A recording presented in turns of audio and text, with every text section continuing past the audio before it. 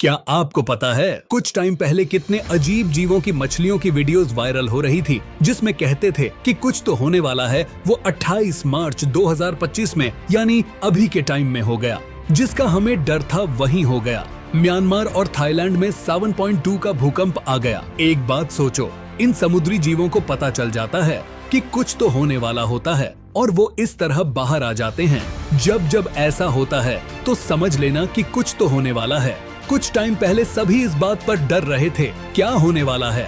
आपकी जानकारी के लिए बता दूं कि ऐसा पहली बार नहीं हुआ है। जब 2004 की हिंद महासागर सुनामी से पहले कुछ क्षेत्रों में इस तरह की घटनाएं दर्ज की गई थीं। 1883 में ज्वालामुखी विस्फोट से पहले कुछ ऐसी घटनाएं दर्ज की गई थीं। ऐसा कई बार हो चुका है।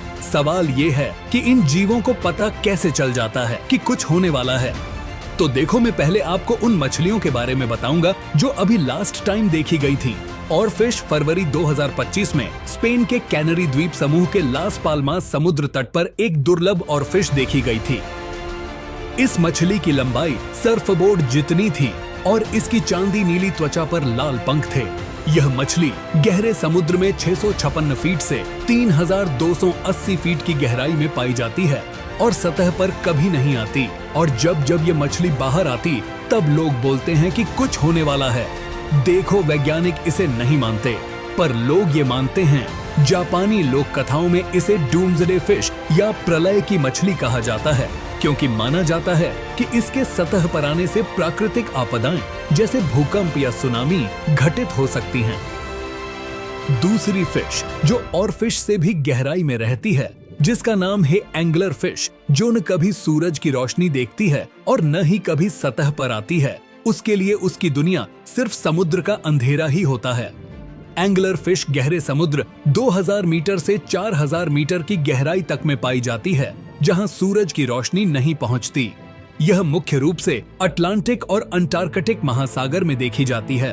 इनकी चमकदार लौर एंटीना जैसा बायोलुमिनेसेंस के कारण जलती है, जिससे लाइट उत्पन्न होती है जो बैक्टीरिया से उत्पन्न होती है।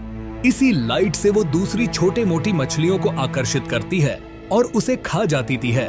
ये मछली भी समुद्र के बाहर देखने को मिली। अब आपके सवाल के जवाब की ओर बढ़ते हैं। देखो, इन मछलियों को कैसे पता चलता है कि कुछ होने वाला है। इसका साइंटिफिक जवाब है कि जब भूकंप आता है तो सबसे पहले धरती के निचले हिस्से में आएगा और समुद्र धरती के सतह से कई किलोमीटर गहरा है, जिससे पहले वहां हलचल होती है और जो समुद्र के निचले हिस्से में रहने वाली मछलियों को सेंस हो जाता है कि कुछ हिल रहा है। इसको आप ऐसे समझ सकते हो जैसे किसी मछली को टैंक में रखा हो और आप उस टैंक हिलाओ या पानी में उंगली करो तो फिश इधर उधर भागने लग जाती है। तब उसको ये आभास होता है कि पानी में कुछ हुआ, मुझे बचना होगा। इसी प्रकार समुद्र में ऐसा होता है जैसे सुनामी आने वाली हो या भूकंप, तो ये फिश अपने बचाव के लिए रास्ता भटक जाती है और समुद्र तट पर आ जाती है, जिससे लोग ये अंदाजा लगते हैं कि कुछ होने वाला है। वीडियो पसंद आया हो तो वीडियो को एक लाइक करके जाना और चैनल सब्सक्राइब करके जाना।